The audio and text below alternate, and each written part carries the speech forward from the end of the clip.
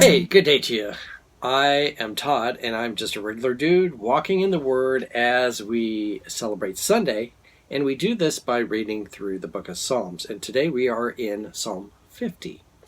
As we start Psalm 50, let me give you an example of something that could happen here. I ran into a guy, and he had this carpet cleaning machine that he'd had for several years. And it was just a small portable carpet cleaning machine that he would use to clean his one-bedroom apartment every once in a while.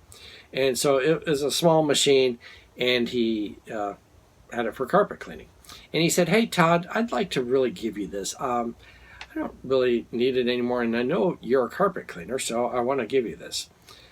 And I said, "Gee, thanks, but I don't really have use for it because I already have several portable carpet cleaners carpet cleaning machines that I use in places that you can't get to with a truck, such as high rises and stuff like that. But most of the time, we use a big truck-mounted machine, and it's probably one of the largest machines in this area. And so I have plenty of carpet cleaning machines and have all that I need. And so I really don't need your carpet cleaning machine. But thank you for the carpet cleaning machine, but I really don't need it." Okay? This plays into exactly in Psalm 50 here. The people were like, "Oh yeah, we're giving all our sacrifices, and we're sacrificing bulls and everything, and we do it like clockwork. We're the greatest people around." And God said, "Thanks for your sacrifices, and I know you do it with real regularity, but I don't need that.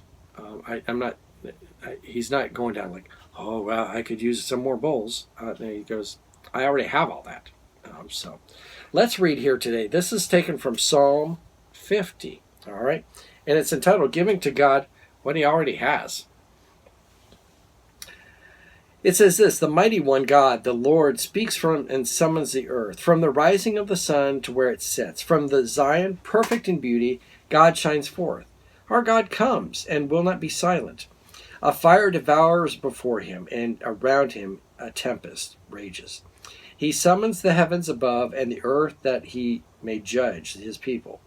Gather to me this consecrated people who made a covenant with me with by sacrifice." Okay, so this chapter is really dealing with judgment, and God is saying, "I'm going to judge." Okay, I am the judge, and I'm going to judge. All right.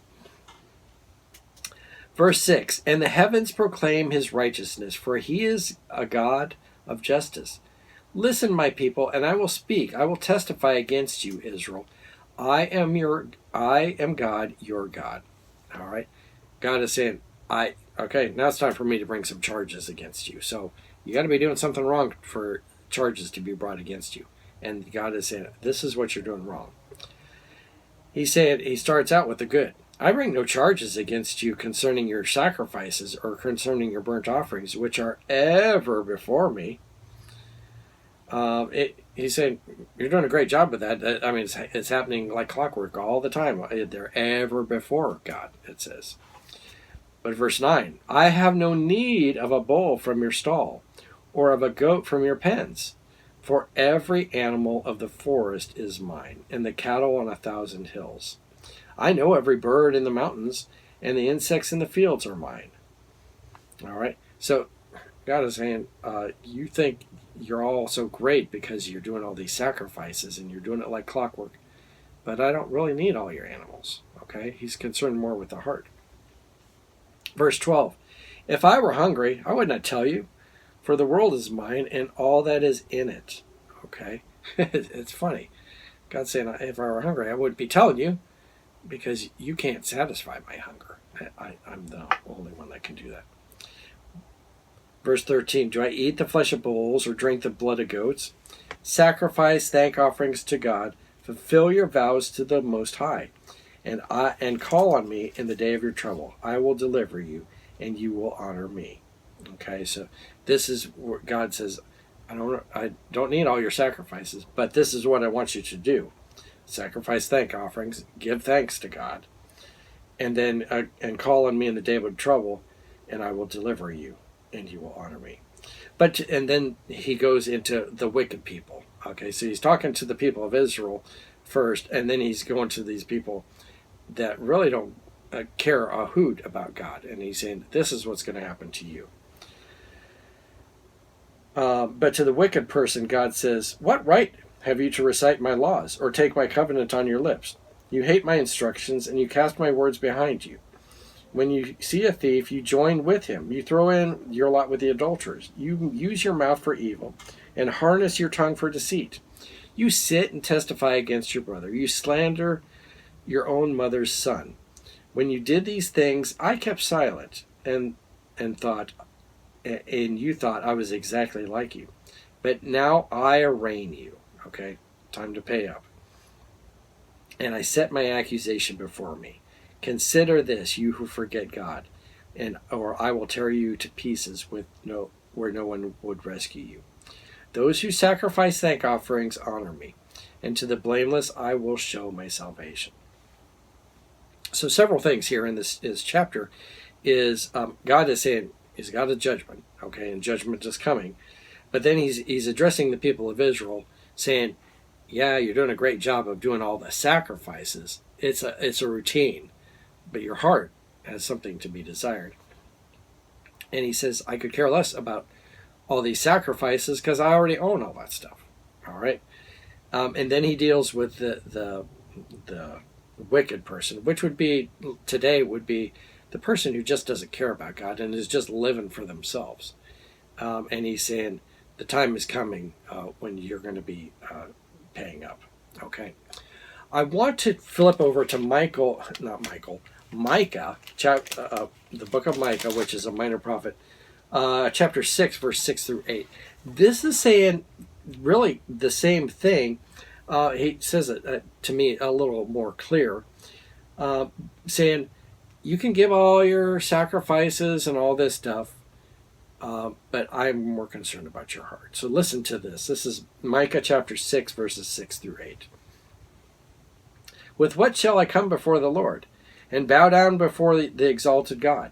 Shall I come before him with burnt offerings, and a calf a year old? Okay, this is the guy's question. Shall I come with all this stuff? Verse 7, will the Lord be pleased with thousands of rams, with 10,000 rivers of olive oil? That's a lot of olive oil, 10,000 rivers. Shall I offer my firstborn for my transgression, the fruit of my body for the sin of my soul? He's asking all these questions, and then this is the answer. The question is, should I give all this stuff? Should I do this? And this is the answer. He has shown you, O mortal, what is good. And what does the Lord require of you? To act justly, and to love mercy, and to walk humbly with your God. Okay? He starts out by asking that question, what can I do? What can I do for the Lord? What kind of sacrifices? What kind of sacrifices can I give? But in the end, God says, I'll show you what I want, okay? And what the Lord requires. To act justly, to love mercy, and to walk humbly with our God. That last sentence there, if we would just do that, if we would just walk humbly with God, it'd be a whole lot better. So stop all the sacrifices and, going through the act of like, I came to church like 3 times this week and stuff like that. But if you're not humbly walking with God, it doesn't mean a whole hill of beans. All right. Hey, thanks for watching. I'm just a regular dude walking in the Word as we look at Psalms on Sunday and Colossians during the week. And I look forward to seeing you tomorrow as we continue our journey through the Bible. Lord's blessing. I'll see you then.